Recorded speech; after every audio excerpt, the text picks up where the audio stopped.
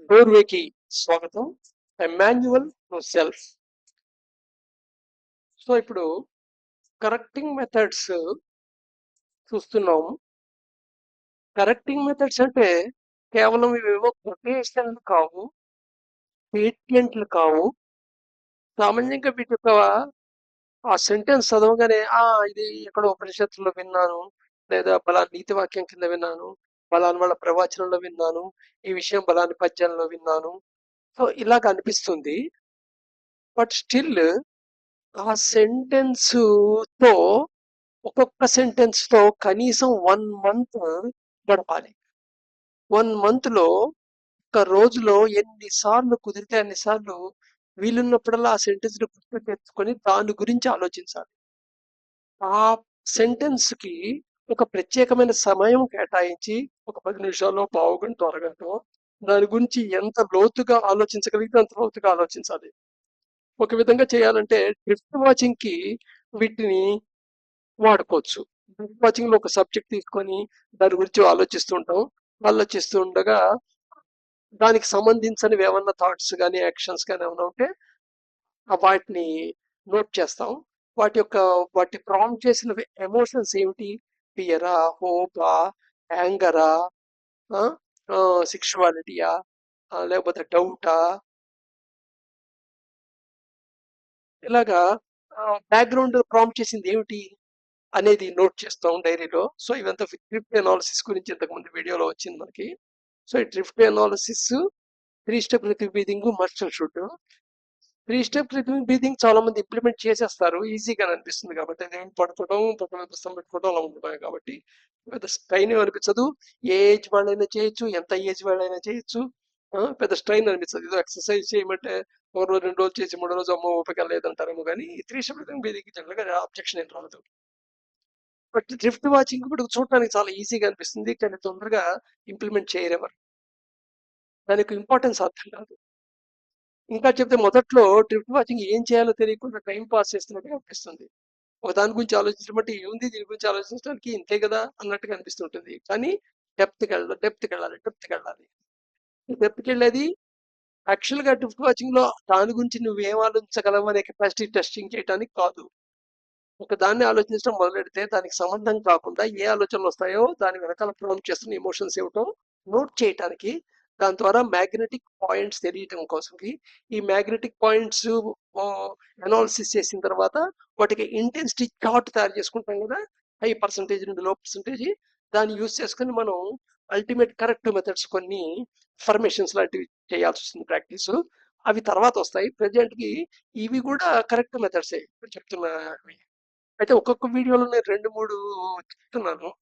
But ఒక్కొక్క దాన్ని పట్టుకొని ఒక వాచింగ్ వాడండి. కుదిరితే ఒక్కొక్క దాన్ని ఒక నెల ఆ వాక్యంతో గడపండి. వాక్యాన్ని ఎన్నిసార్లు ఎన్నిసార్లు తలుచుకోండి. సో ఫర్దర్ ప్రొసీడ్ అవుదాం.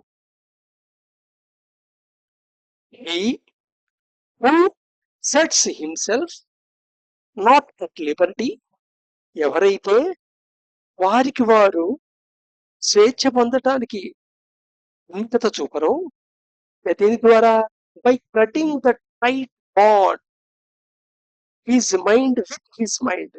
సో వాటి మైండ్ లో ఉన్న టైట్ బాండ్స్ ఉన్నాయి కదా, టైట్ బాండ్స్ ఏమిటి, దట్ ఈస్ ద బాండేజ్. ఓ రకంగా ప్రకృతి బాండేజ్ ని క్రియేట్ చేస్తుంటుంది. పురుష అనేదేమో స్వేచ్ఛకి నిన్ని ప్రోత్సహిస్తూ ఉంటుంది. అందుకని 2 ఆపోజిట్ ఫోర్సెస్ మధ్య ఫ్రిక్షన్ లాగా, ఘర్షణ వాతావరణంలో నీకు కన్ఫ్యూజన్ నిరంతరంగా ఎప్పుడూ ఉంటాయి. అందుకని ఈ ఫ్రిక్షన్ చోట సఫరింగ్ ఉంటుంది కదా, అందుకని లైఫ్ సఫరింగ్ అనేది కూడా కారణం అదే. కానీ ఎవరైతే లిబర్టీ అంటే స్వేచ్ఛా స్వాతంత్రం, ఈ స్వేచ్ఛా స్వాతంత్రం నువ్వు సెట్ చేసుకోరో, స్వేచ్ఛా స్వాతంత్రం ఇక్కడ నీ యొక్క మైండ్ లో నువ్వు ప్రతిదీ కండిషన్ చేయబడిన వాడివి. ప్రతిదీ కండిషన్ నీకు. Every aspect is conditioned. ప్రతి కండిషన్ విషయం కూడా నీకు ఒక ఐ కింద ఉంటుంది. ఒక ఐ. ఓ రకంగా చిన్నప్పటి నువ్వు మగపిల్లాడు అని చెప్పారు, అందుకని నేను మగపిల్లాడు అనేది ఒక కండిషన్. ఐ ఈ అట్రిబ్యూట్స్ ఉంటాయి, క్యారెక్టర్స్ ఉంటాయి, అండ్ ప్రాపర్టీస్ ఉంటాయి అనుకున్నాం కదా. అలాగే భగవాన్ అనగానే నువ్వు కొన్ని ఒపీనియన్స్ ఫామ్ చేసుకుంటావు నీ యొక్క ఎక్స్పీరియన్స్ బట్టి, నీ చుట్టుపక్కల చూసిన విషయాలు బట్టి, నువ్వు విన్న విషయాలు బట్టి నువ్వు ఒక పిక్చర్ ఫామ్ చేసుకుంటావు. ఆ పిక్చర్ కి మళ్ళా కొంత వేరియేషన్ ఒప్పుకుంటావు నువ్వు. అలాగే పిక్చర్ లో ప్రతి యాక్షన్ కి ఒక పాయింట్ ఆఫ్ యాక్సెప్టెన్స్ పెట్టుకుంటావు. అంటే ఆ పాయింట్ అబోవ్ అయితే నువ్వు ఒప్పుకోవు, ఆ పాయింట్ బిలో అయితే యాక్సెప్ట్ చేస్తావు అలాగా. సో ఇదంతా ఏంటి, జస్ట్ కండిషన్ అనమాట. ఈ కండిషన్ వల్ల ఇలా చేస్తున్నావా, ఇక్కడ ఆ బిహేవియర్ అనేది అప్రోప్రియేట్. ఈ రెంటికి చాలా తేడా ఉంది. నువ్వు చేసే ప్రతి థాట్, నువ్వు చేసే ప్రతి ప్రవర్తన, ప్రతి యాక్షన్ నీకు అప్రోప్రియేట్ గా కనబడుతుంది. నీకు అప్రోప్రియేట్ గా కనబడటం వేరు, నిజంగా అప్రోప్రియేట్ గా ఉండటం వేరు.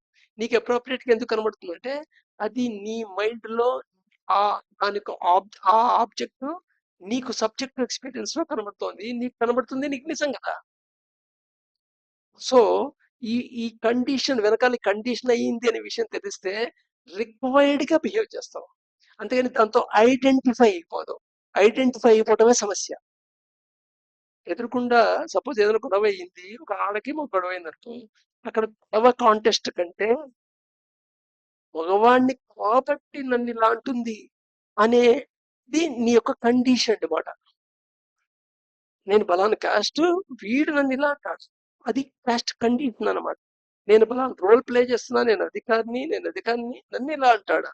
సో అది కండిషన్ అనమాట. సో ఇక్కడ ఏంటంటే కండిషన్ టు అప్రోప్రియేట్ చాలా తేడా ఉంది, చాలా ఫైన్ లైన్ ఉంటుంది. నువ్వు కండిషన్ తో బిహేవ్ చేస్తున్నావా, అప్రోప్రియేట్ గా బిహేవ్ చేస్తున్నావా ఇంపార్టెంట్. ప్రవర్తించిన తర్వాత అది అప్రోప్రియేట్ అని సమర్థించుకోవటం, కాన్షియస్ గా యాక్షన్ జరుగుతుందా లేదు. ఈవెన్ ఇక్కడ ఆర్గ్యుమెంట్ జరుగుతున్నా కాన్షియస్ గా ఎంత లెవెల్ ఉందా, కన్ఫ్లిక్ట్ వాతావరణంలో ఉన్న కాన్షియస్ ఎంత ఉంది నీకు అనేది ఇంపార్టెంట్. సో ఇక్కడ నీ యొక్క వ్యక్తికి ఇవన్నీ బంధనాలు, నీ బాండేజ్ చేస్తున్న వాటికి ఇవన్నీ బంధనాలు, ఇవన్నీ మైండ్ లో ఏర్పడిన కండిషన్సే. ఈ కండిషన్స్ నుండి నీ మైండ్ తో నువ్వు బయటపడ్డావా లేదా టచ్ చేస్తా. నీ మైండ్ ఏమిటి, మైండ్ ఇంటెలిజెన్స్ పనిచేస్తుంది. ఇంటెలిజెన్స్ ఒక కత్తెర లాంటిది, ఎందుకంటే అది క్లాసిఫై చేయగలదు, ఆర్గనైజ్ చేయగలదు, అంటే కట్ చేయగలదు అనమాట. రెండు భాగాల కింద కట్ చేసి ఇది అని చెప్పగలదు. రెండింటికి కంపేర్ చేయగలదు. ఏది రేడియేషన్ కి ఏది ఎక్కువ తక్కువ చెప్పగలదు, ఏది ఎప్పుడు ఎలా ఉపయోగపడుతుందో చెప్పగలదు, ఆ రెండింటిని ఎలా ఇంటిగ్రేట్ చేయగలదో చెప్పగలదు. అంతే. కానీ రెండింటిని యునైట్ చేయలేదు. సో మైండ్ యొక్క లాజిక్ ని, మైండ్ యొక్క రేషనల్ థింకింగ్ ని యూజ్ చేసి నీ యొక్క కండిషన్ ని నువ్వు కట్ చేసుకుంటే నువ్వు లిబర్టీకి సెట్ అవుతావు. అలా నువ్వు చేయలేకపోతే can never be freed by anyone else.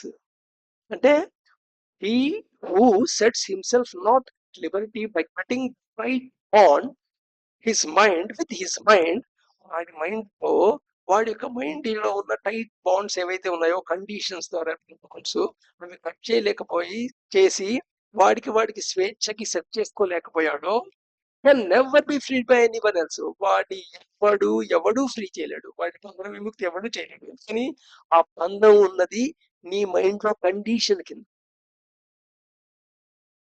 So ఏ బంధాలు ఉన్నాయి, ఏమిటి కండిషన్ ఉన్నది ఎప్పుడు తెలుస్తుంది అంటే నువ్వు డే సమ్మరీని, ఆ డేలో సమ్మరీ రాస్తే ఒక జర్నల్ కింద ప్రతిరోజు నీ డైరీలో ఆ డేలో నువ్వు ఎక్కడ బాండేజ్ లో ఫీల్ అయ్యావు, ఏ ఇన్సిడెంట్ లో బాండేజ్ ఫీల్ అయ్యావు, బాండేజ్ దేనికి అయ్యావు అనేది జస్ట్ నోట్ చేసుకుంటే చాలు. మొత్తం సంఘటన అంతా రాయగల డైలాగ్.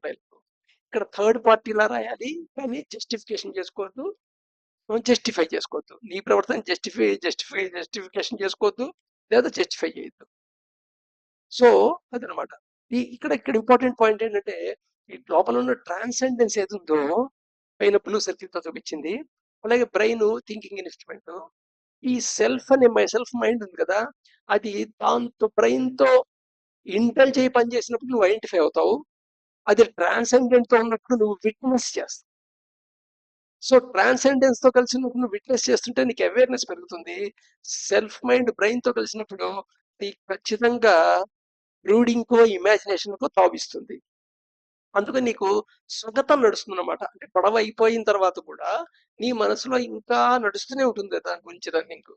అలాగే నువ్వు ఏదైనా హర్ట్ అయ్యావంటే హర్ట్ అయిన విషయం ఇంకా రన్ అవుతూనే ఉంటుంది.